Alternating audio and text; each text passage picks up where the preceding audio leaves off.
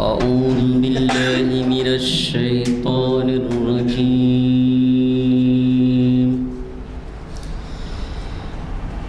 بسم الله الرحمن الرحيم.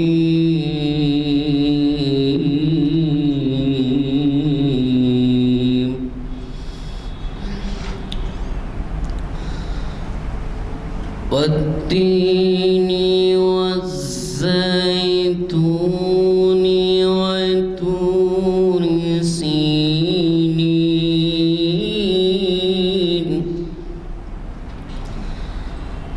وهذا البلد الأمين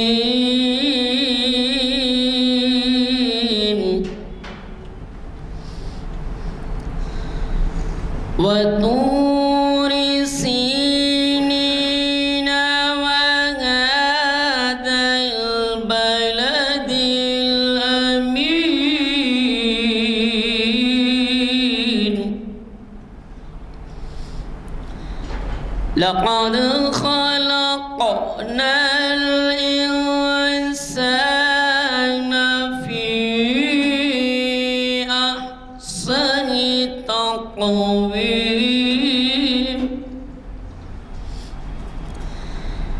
ثم رددناه أسفل سافلين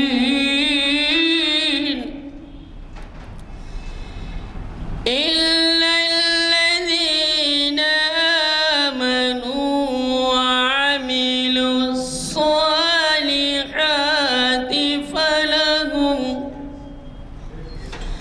فلهم أجر غير ممنون.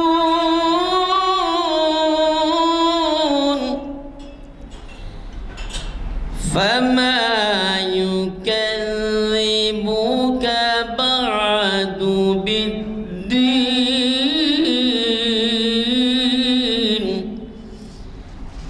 أليس الله بأحكم الحاكمين؟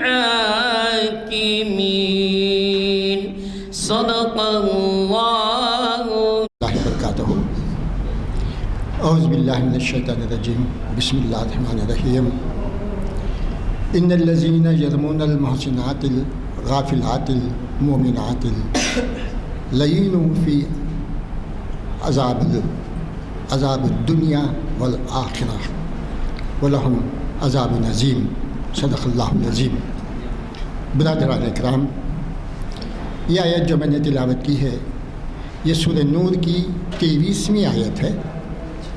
اس کے اندر اللہ تعالیٰ حکم فرماتے ہیں کہ تم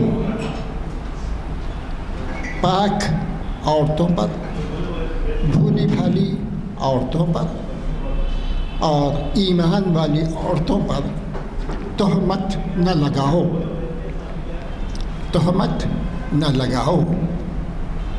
اور جو ایسا کرتے ہیں لعینوا فی الدنیا والآخرہ، وہ لوگ ملعون ہوں گے، ان پہ لعنت ہوگی اس دنیا میں بھی اور آخرت میں بھی.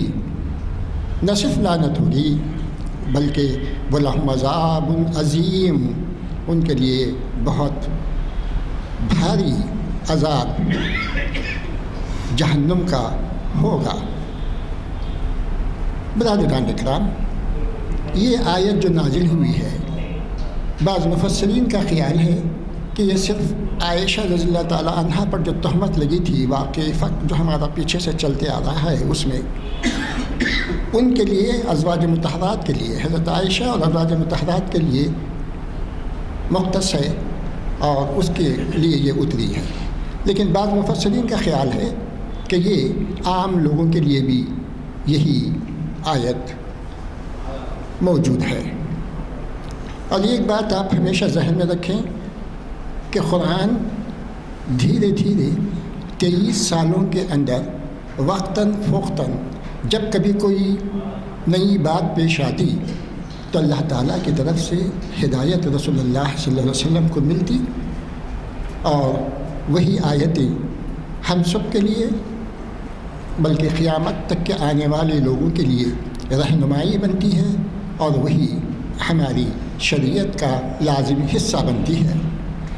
تب اس آیت کے اندر دیکھیے آپ، اللہ تعالیٰ فرماتے ہیں کہ تہمت لگانے والوں کو بہت بڑی سزا ہے، اور خصوصی طور پر تہمت ان لوگوں پہ لگائیں جو پاک باز عورتیں ہیں، جو بھولی بھالی عورتیں ہیں، والمحسناتی والغافلاتی والمومنات، یہ 3 کیٹیگریز اللہ تعالیٰ نے واضح فرما کے کہیں کہ جو لوگ ان عورتوں کے اوپر تہمت لگاتے ہیں ان لوگوں کے لیے اس دنیا میں بھی آخرت میں بھی لعنت ہے اور بہت بڑا عذاب ہے۔ اب دیکھیے، تہمت کا لگانا اور غیبت کا کرنا، یہ قرآن مجید کے اندر بار بار ان باتوں کی طرف ہمیں ہدایت کی گئی کہ کبھی غیبت نہ کریں اور تہمت نہ لگائیں۔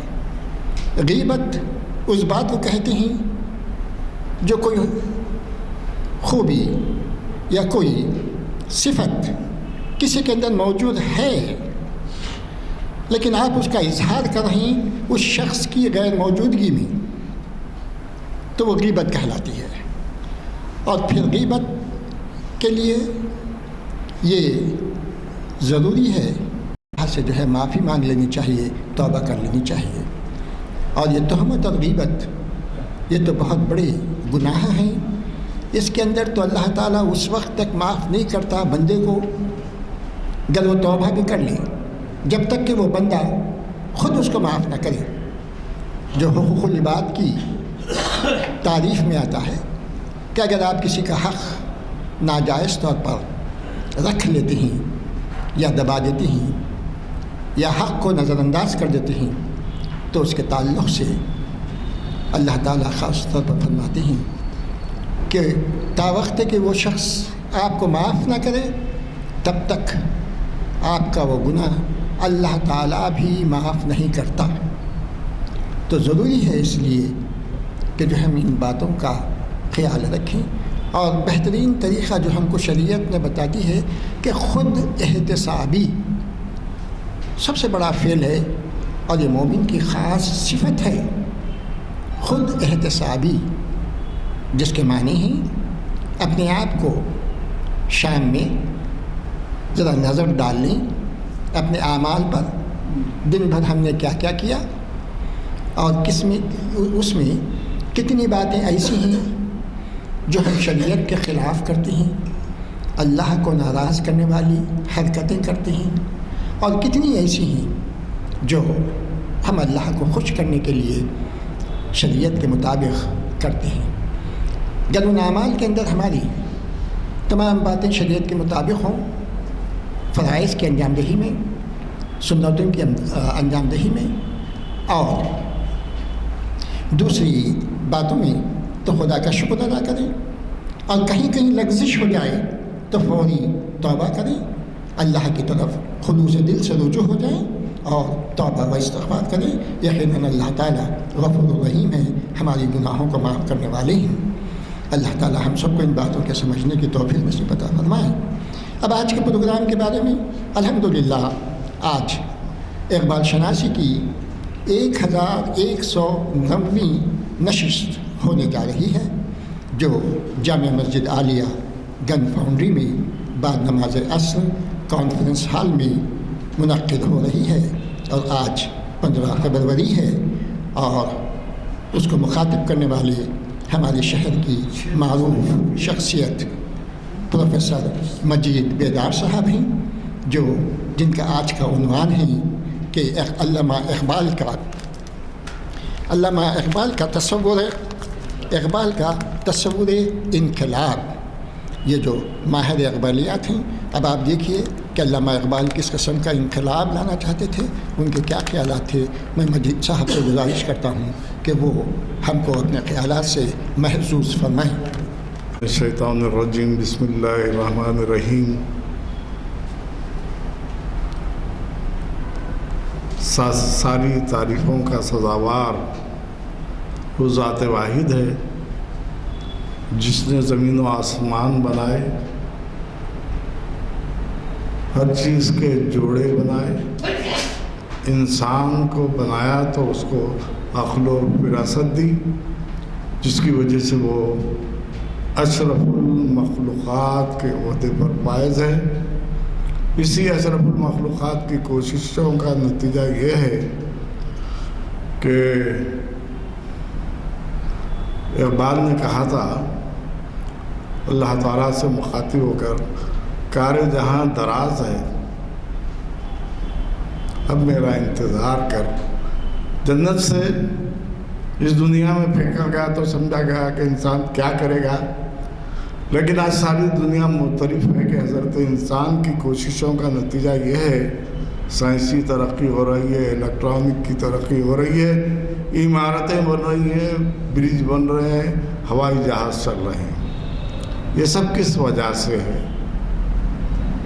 حضرت امام حسین علیہ السلام سے کسی نے پوچھا کہ ہم دنیا کا علم کتنا حاصل کر سکتے ہیں؟ تو آپ نے فرمایا ایک سمندر میں ایک چڑیا پانی پینا چاہے تو کتنا پی سکے گی؟ تو آپ نے کہا دنیا کا جو علم ہے اللہ کے علم کے معاملے میں اس چڑیا کے چونچ میں آنے والے خطروں کے مماثل ہے۔ تو بات یہ ظاہر ہوئی کہ انسان کی جستجو سے علوم بڑھتے گئے، انسان کی کوشش کے نتیجے میں اللہ تعالیٰ نے اس کو سرفراز فرمایا۔ اگر کوئی یہ سمجھتا ہے اس علم سے میں بڑا ہوں تو اس سے بیوقوف اور کوئی نہیں۔ تمام علوم فنون، تمام چیزیں جو ہم یہ سمجھتے ہیں کہ فلاں نے ایجاد کیا، وہ فرائڈ نے ایجاد کیا، یہ سب دماغ میں ڈالنے والی صلاحیت خداوند قدوس کی ہے۔ اقبال ایک ایسے شاعر ہیں جو وحدت کے قائل ہیں، اور انہوں نے محسوس کیا کہ دنیا کی تیز رفتاری کے ساتھ مادیت ترقی کر رہی ہے، مٹیریلزم کو فروغ حاصل ہو رہا ہے اور روحانیت پیچھے کی طرف جا رہی ہے۔ تو انہوں نے یہ محسوس کیا کہ مادیت کے بڑھتے ہوئے شعور کو کس طرح کم کیا جائے اور روحانیت کو کس طرح آگے بڑھایا جائے، اس کے لیے انہوں نے مختلف قسم کے تصورات پیش کیے۔ ان تصورات میں اور قرآنی تعلیمات میں پیغمبر اسلام حضرت محمد صلی اللہ علیہ وسلم کی احادیث میں کوئی فرق نہیں ہے۔ اب آپ سوال کریں گے کیا حدیث میں، کیا قرآن میں یہ تمام علوم ہیں؟ دیکھیے میں آپ کے روبرو بیٹھے بات کر رہا ہوں، میری آواز ایک آلے کے ذریعے آپ کی سماعتوں تک پہنچ رہی ہے۔ وہ آلہ کیا ہے؟ وہ میگنیٹ کہلاتا ہے۔ قرآن میں خود الحدید ایک سورہ ہے، اسے پڑھیے تو معلوم ہوگا کہ لوہے کی کتنی قسمیں ہیں، لوہا کس طرح سے کام کرتا ہے۔ تو کہنے کا مطلب یہ ہے ہماری کم علمی اور دین سے دوری اور قرآن سے دوری کا نتیجہ ہم یہ سمجھتے ہیں کہ دنیا کے جتنے علوم ہیں جدید ہے۔ ایسا قطعی غلط ہے، ایسا سوچنا غلط ہے۔ حاضرین کرام، میں جو موضوع پر آنے والا ہوں علامہ اقبال کا تصور انقلاب،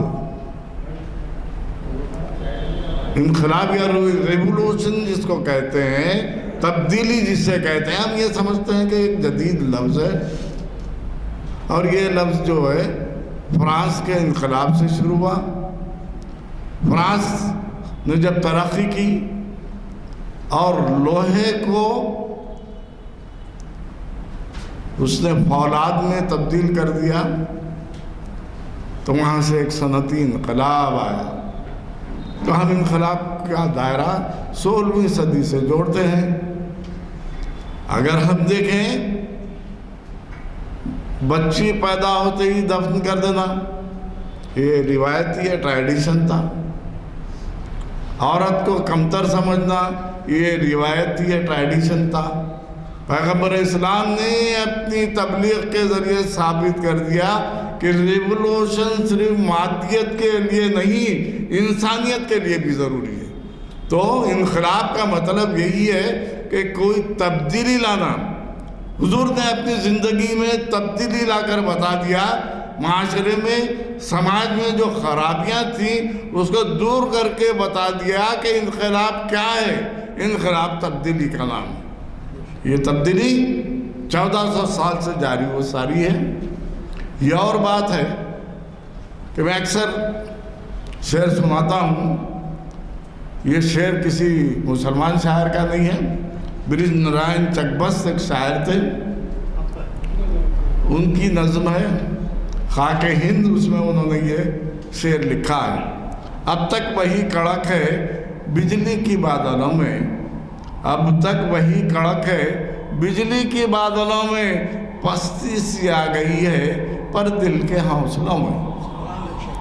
یہ بات کہنے کا مقصد یہی ہے کہ ہم سب کچھ کر رہے ہیں دائرہ اسلام میں رہ کر، لیکن وہی نہیں کر رہے ہیں جو اسلام چاہتا ہے۔ علامہ اقبال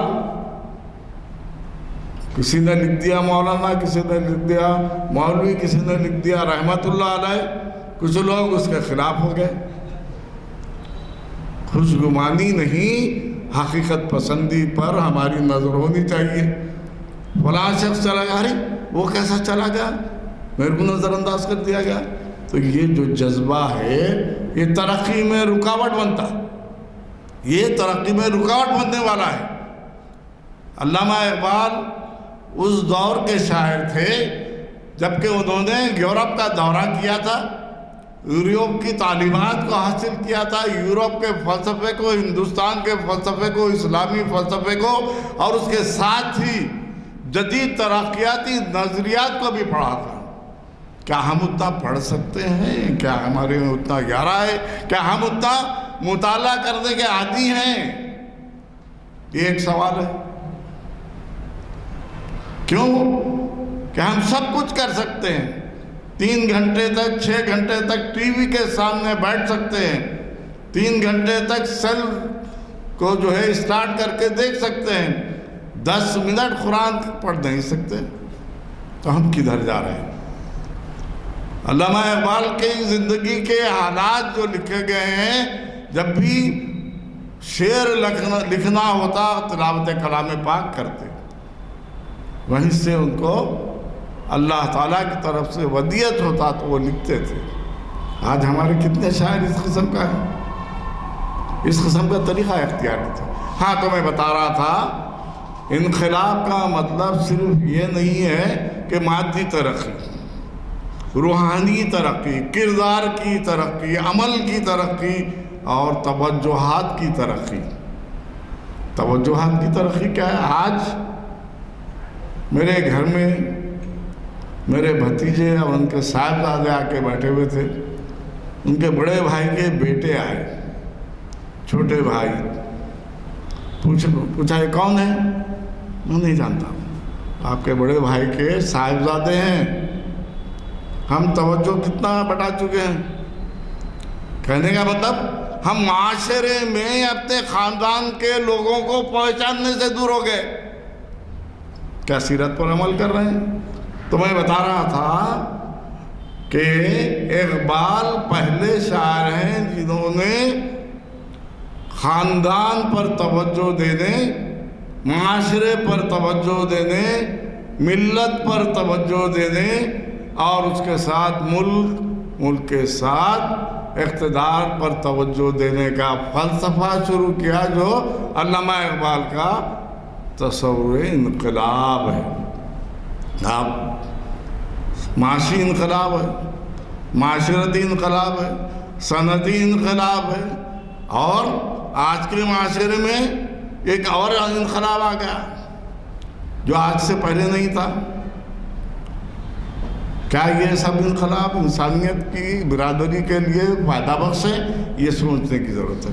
ہم اس انقلاب کا استقبال کرتے ہیں جس میں انسانیت ہو، جس میں اخلاق ہو، جس میں شرافت ہو، جس میں ہمدردی ہو اور ایک دوسرے سے محبت کا رابطہ ہو، وہ انقلاب قابل قبول ہے۔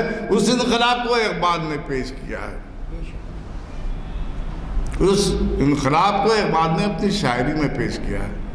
وہ ہندو ہے، وہ سکھ ہے، قطعی نہیں، ہر ایک آدم کی اولاد ہے، ہر ایک کی عزت، ہر مذہب کے لوگوں کی عزت کرو، اسلام نے بتایا ہے۔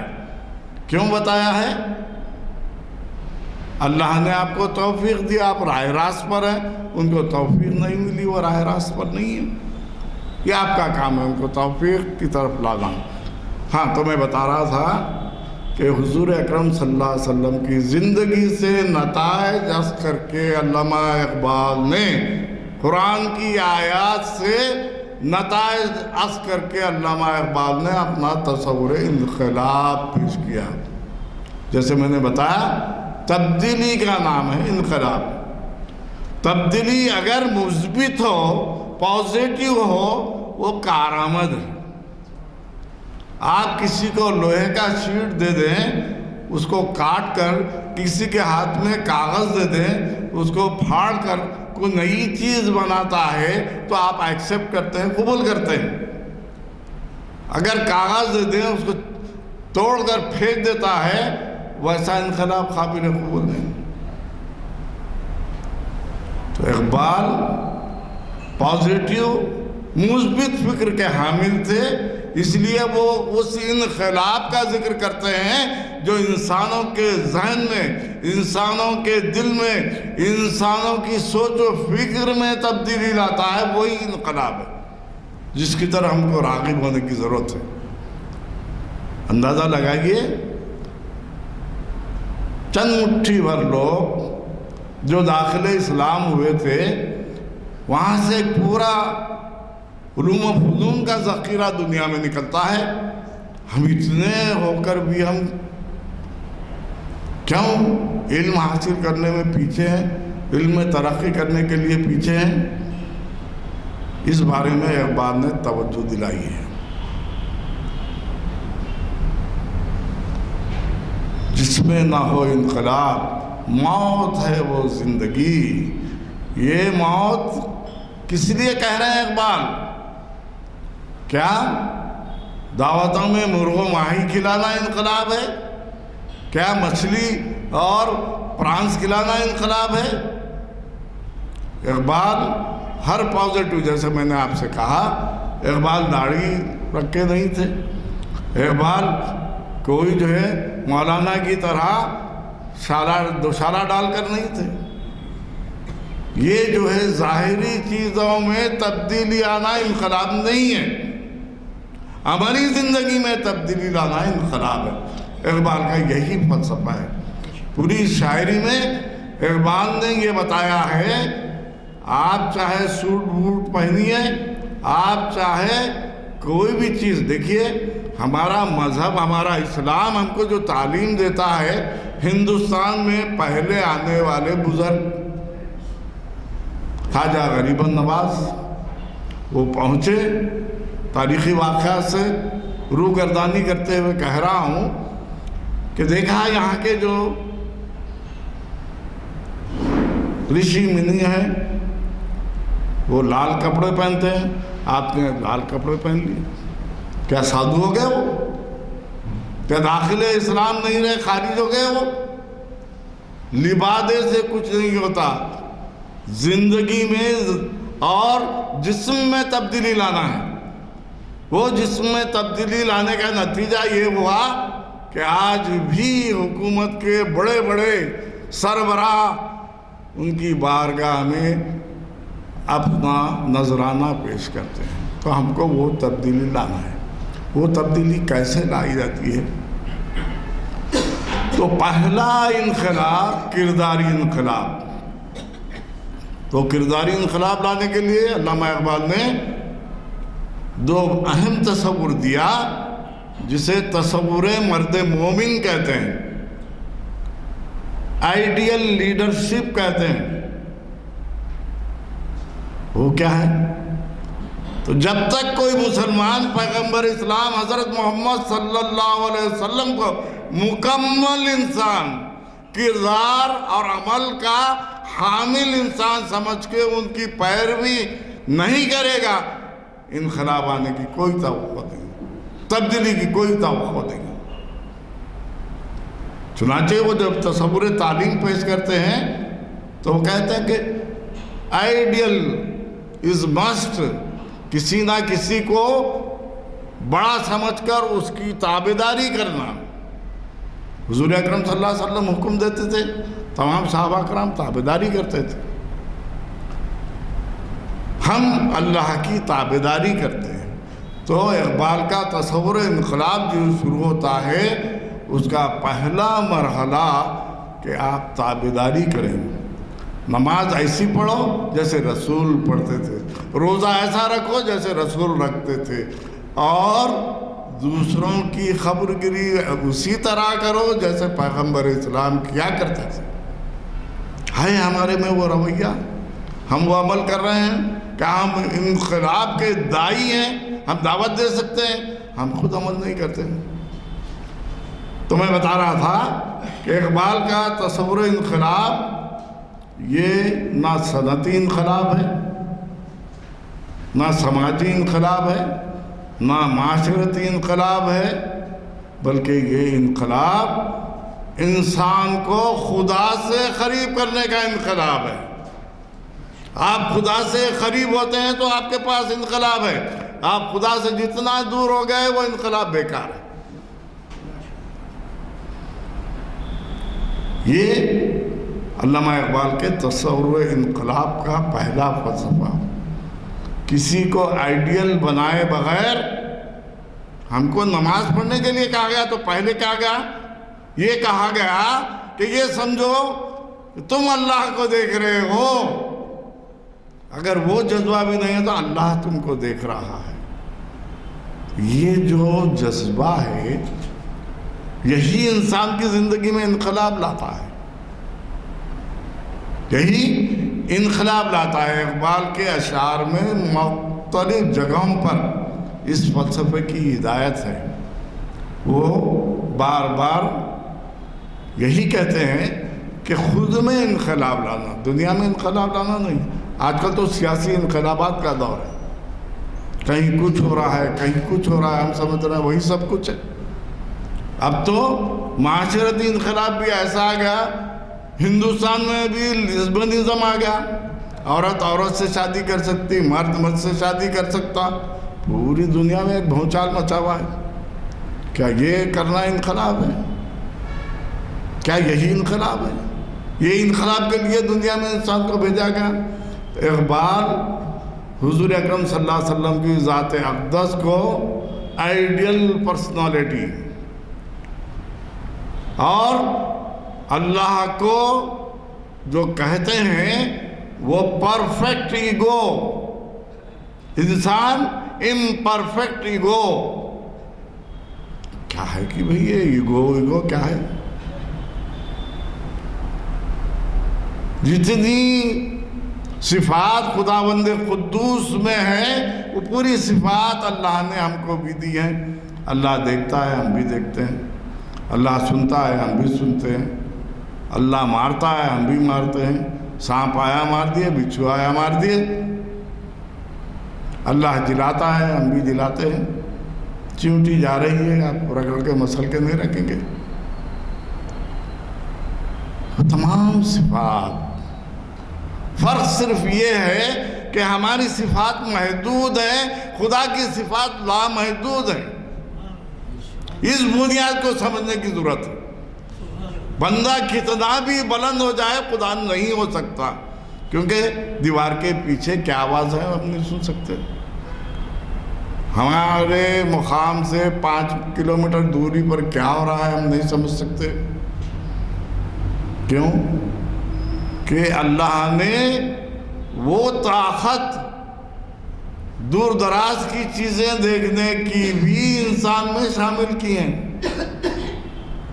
مشہور واقعہ ہے، حضور اکرم صلی اللہ علیہ وسلم کے دندان مبارک شہید ہو گئے، زندگی میں حضور سے وہ شخص کبھی ملا نہیں، ویسے خرانی بیٹھے تھے، معلوم ہوا پتھر لے کر ایک دانت توڑ لیا، سوچنے لگے حضور کا ادھر کا دانت توڑا یا ادھر کا، پورے دانت توڑ لیے۔ یہ کون سی محبت ہے؟ یہ کون سی محبت ہے؟ بغیر دیکھے بھی خدا سے محبت کرنا، وہ سلیقہ ہم پیدا کریں گے تو ضرور انقلاب ہماری زندگی میں آئے گا۔ وہ پیدا کرنے کی ضرورت کی طرف توجہ دیتے ہیں۔ اقبال کی شاعری میں کئی تلمیحات ہیں، اس میں اشارے ہیں کہ ہم کس طرح اللہ کی ذات کو واحد ذات، اللہ کی صفات کو لامحدود اور اپنی صفات کو محدود تصور کر کے کام کریں تو پھر انقلاب ہمارے قریب آتا۔ صحابہ کرام کی زندگیاں ہیں، اولیاء کرام کی زندگیاں ہیں، بزرگان دین کی زندگیاں ہیں۔ نظام الدین محبوب الہی بادشاہ نے حکم دیا کہ ہم وقت کے بادشاہ ہیں، آپ کو ہمارے دربار میں آ کر حاضری دینا چاہیے۔ فارسی میں گفتگو ہوتی تھی، نہ ہم تیل بیچنے والے ہیں نہ ہم فارسی پڑھتے ہیں، پڑھے فارسی بیچے تیل کہا کرتے تھے، اس کا بھی پورا واقعہ ہے۔ حاضرین اکرام، بادشاہ نے کہا دربار میں حاضری دو تو آپ نے کہلا بھیجا ہے، کیونکہ آپ کے مرید حضرت امیر خسرو اس دربار میں حاضر تھے۔ ہم بولتے ہاں کون بلانے والا؟ دیکھیے، جب تک کہ عقل و فراست کو خدا کے تابع نہیں کریں گے کوئی نتیجہ نکلنے والا نہیں۔ ہم اپنی عقل و فراست کو حکومت کے حوالے، سیاست کے حوالے، لیڈروں کے حوالے کر دے رہے ہیں، اس لیے ہمارے مسئلے حل ہونے والے نہیں۔ خدا کے حوالے کرو، اللہ ہی سب کچھ کرنے والا ہے۔ پوری دنیا میں ٹینشن چل رہا ہے، آج سے 40 سال پہلے ٹینشن تھا، کیوں نہیں تھا؟ وہ لوگ عبادتیں کیا کرتے تھے نہیں معلوم، برائیاں کیا کرتے تھے نہیں معلوم، لیکن ان کا کامل یقین خدا پر تھا۔ کسی کی موت ہو جائے اللہ کی مرضی، کوئی فائدہ ہو جائے اللہ کی مرضی، تو اللہ کی مرضی پر اپنی مرضی کو راضی رکھنا بھی انقلاب کی دلیل ہے۔ میں بتا رہا تھا کہ محمد تغلق کے والد محترم غیاث الدین تغلق اگر کل تک، بعض لوگ لکھتے ہیں علاؤدین خلجی کا لکھتے ہیں، بہرحال کل تک دربار میں حاضر نہ ہو تو ان کو گرفتار کر کے لایا جائے۔ ہم ایسا حکم سنیں گے تو کیا کریں گے؟ ابھی بھی مثالیں ہیں،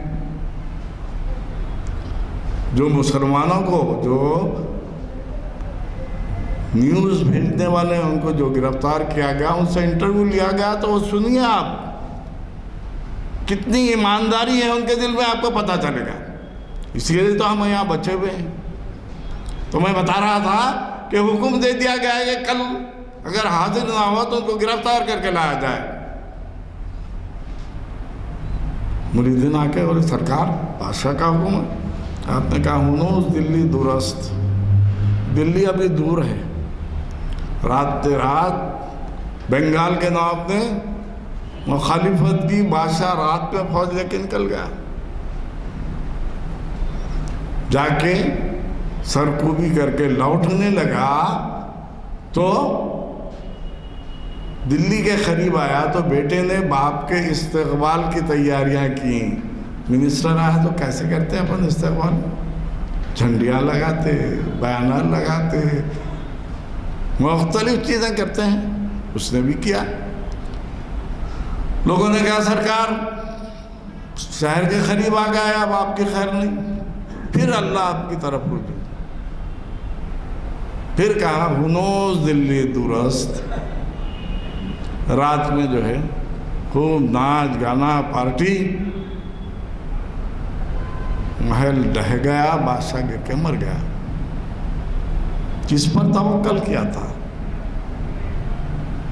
اپنے مرید امیر خسرو کو نہیں کہا جا کے بول دو بادشاہ کو میں آ کے مل لیتا ہوں.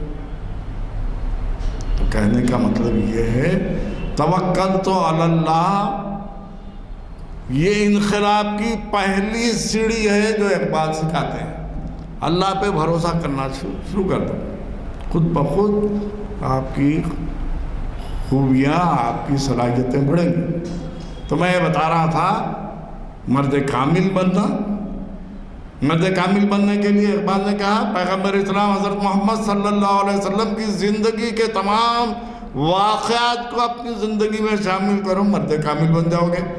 مرد کامل بننے سے کیا فائدہ ہوگا؟ ہاتھ ہے اللہ کا. کیا بات کہہ رہے ہیں؟ بندے مومن کا ہاتھ کب بنتا ہے؟ یہ ہاتھ بندے مومن کا ہاتھ اللہ کا ہاتھ کب بنتا ہے؟ جو اپنی ذات کو خدا کے تابعدار بنا دے. تو اقبال کہتے ہیں کہ انقلاب کی پہلی صورت یہی ہے کہ انسان اپنے آپ کو خدا کی بارگاہ میں پیش کرنے کے قابل بنے. اگر کوئی منسٹر ہم کو بلاتا ہے 1 سے 10 مرتبہ سج کے سنور کے جاتے کہ نہیں؟ بھائی جیسا ہے چلے جائیں گے. مجھے لیکچر کے لیے بلایا گیا، میں گھر میں جو کپڑے پہنتا ہوں وہ پہن کے نہیں آؤں گا، لیکچر کے حساب سے آؤں گا. تو بارگاہ خداوندی میں آپ رجوع ہو رہے ہیں دن میں 5 مرتبہ حالت نماز میں. تو اس وقت اللہ اکبر رکعت باندھتے، یار کیا اچھا سیریل تھا یار، بولے ایک دم چھوڑ کے آ گیا، وہ کریکٹر اچھا تھا. یہ جو مختلف خیالات آ رہے ہیں یہ کیوں آ رہے ہیں؟ توکل تو علی اللہ نہ ہونے کی وجہ سے. آپ اللہ پہ بھروسہ کر کے میں تیری بارگاہ میں حاضر ہوں، پھر دیکھیے آپ نے کیا تبدیلی، کیا انقلاب آتا ہے. یہ انقلاب ہر انسان میں چاہتے ہیں.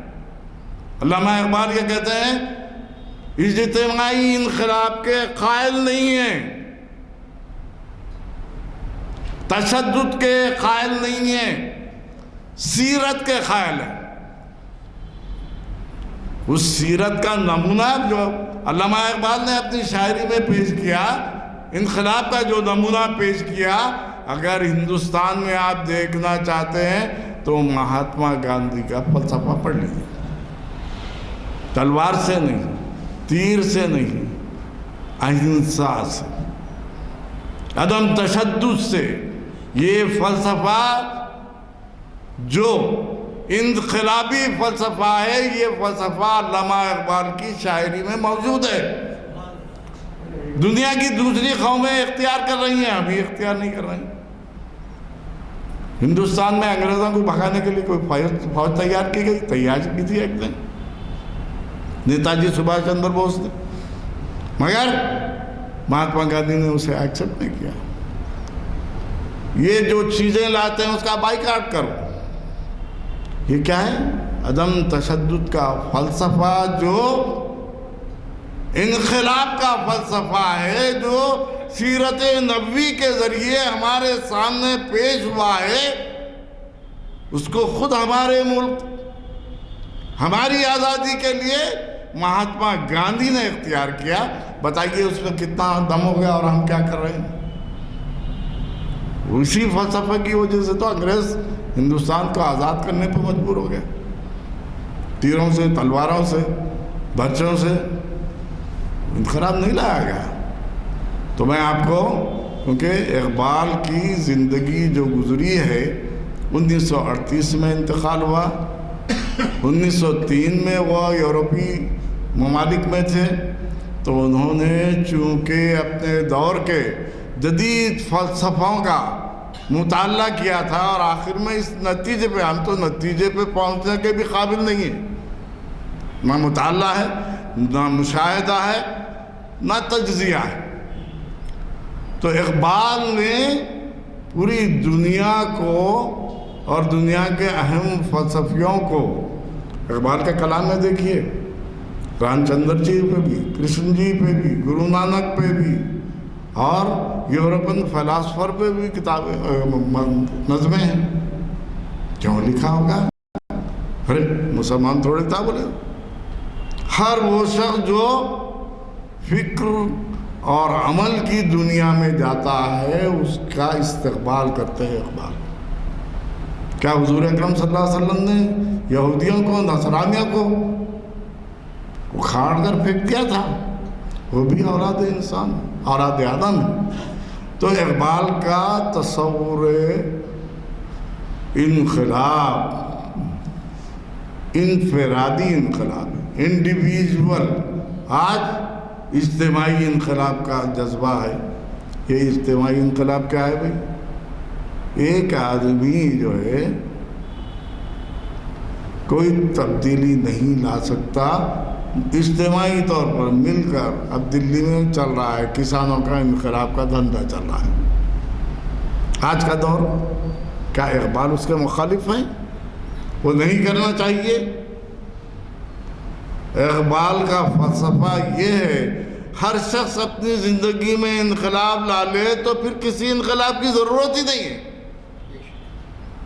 ہر آدمی نیک، خدا پرست، ہمدرد، دوسروں کی رکھوالی کرنے والا ہو جائے تو پھر کوئی تبدیلی کی ضرورت ہی نہیں ہے.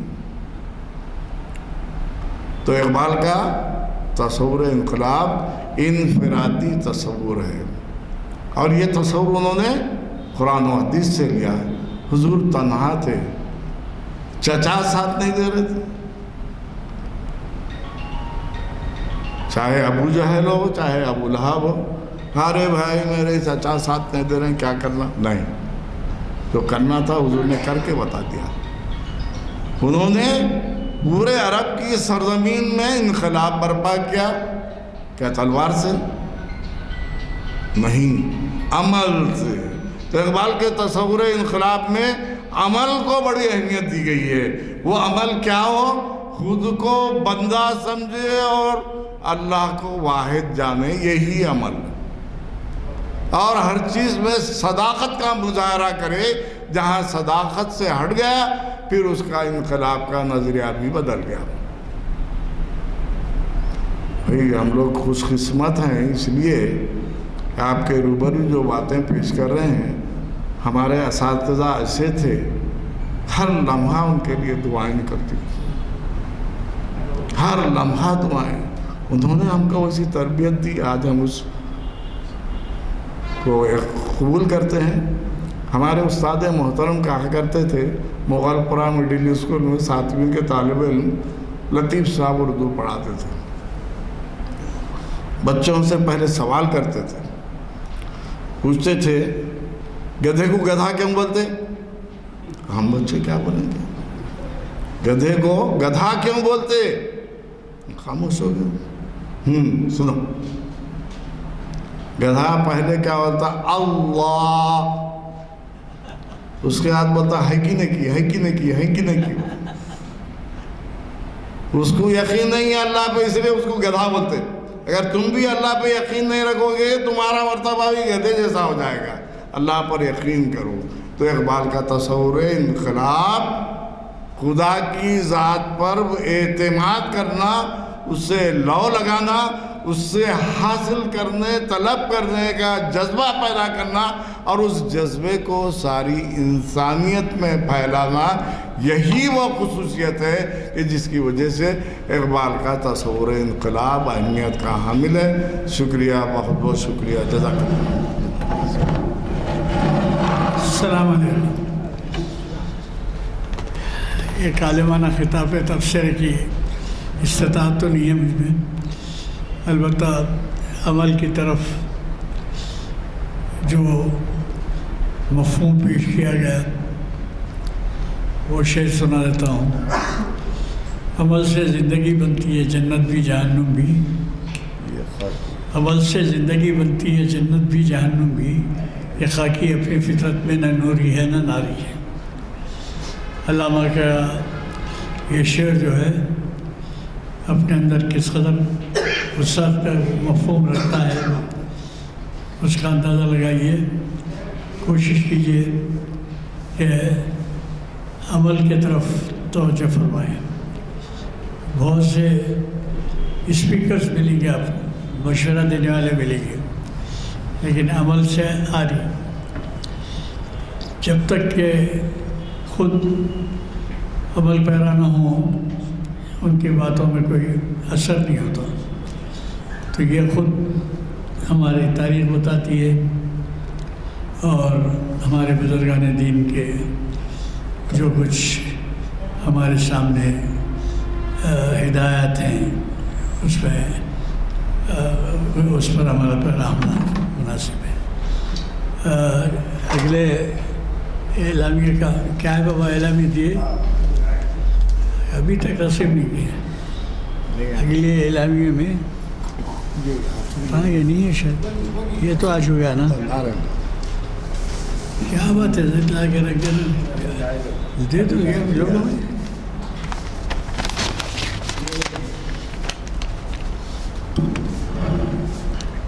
یہ کہاں سے 19 سے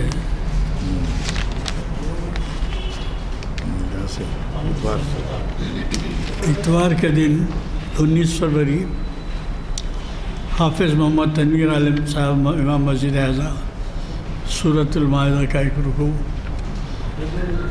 اور پھر پیر کے دن ماہ شعبان فضائل و احکام یعنی 20 فروری مفتی محمد عرفان قاسمی صاحب کانفرنس ہال شریعت انفارمیشن سروس کی 888ویں نشست مخاطب بنائے. اور منگل کے دن درس تجوید و قراءت قرآن پاک حافظ محمد تنویر عالم امام مسجد اعظم درس تجوید و قراءت قرآن پاک 679 نشست. اقبال اور ناظم علی صاحب تشریف فرما ہیں، کھڑے ہو جائیں تو آپ سب. اقبال اور انسانی اقدار کس قدر اہم عنوان ہے، ملاحظہ کر لیجئے. اور یہ بھی دیکھیے کہ وہ بڑی پابندی سے ہمارے محافل میں شرکت کرتے ہیں. نہ صرف شرکت کرتے ہیں بلکہ کوشش کرتے ہیں کہ زیادہ سے زیادہ حضرات ان کے توسط سے آئیں. ڈاکٹر محمد ناظم علی صاحب محفل اقبال شناسی کی 1110ویں نشست کو مخاطب فرمائیں گے. شب معراج کا اعلان کر دیجیے. اور یہ موقع دیکھیے جو یہ 18 فروری 26 رجب ہفتہ بموقع شب معراج نماز عشاء ٹھیک 8:30 8:30 کو ہوگی. بعد نماز عشاء مفتی محمد عرفان قاسمی فضائل شب معراج بیان فرمائیں گے. کہ مفتی محمد عرفان قاسمی صاحب کے آپ کو تعارف کرانے کی ضرورت اس واسطے نہیں ہے کہ یہ اس سے پہلے بھی ہمارے کئی نشستوں کو مخاطب کر چکے ہیں، اور وہ جو ان کے عالمانہ صفات ہیں اس سے ہمارے بہت سے سامعین واقف ہیں. کوشش کیجئے کہ اس میں شرکت فرمائیں. میں گزارش کرتا ہوں آج کے اسپیکر صاحب سے کہ اردو اعوذ باللہ من الشیطان الرجیم بسم اللہ الرحمن الرحیم اللہم صلی علی سیدنا مولانا محمد وعلی آل محمد وبارک وسلم. ربنا آتنا فی الدنیا حسنۃ وفی الآخرۃ حسنۃ وقنا عذاب النار. اللہم احفظنا من کل بلاء الدنیا وعذاب الآخرہ. اللہم انکا عفو تحب العفو فاعف عنا یا کریم. رب اجعلنی مقیم الصلاۃ ومن ذریتی ربنا وتقبل دعاء. ربنا اغفر لی ولوالدی وللمؤمنین یوم الحساب. بفضل سبحان ربک رب العزة عما یصفون وسلام علی المرسلین والحمد للہ.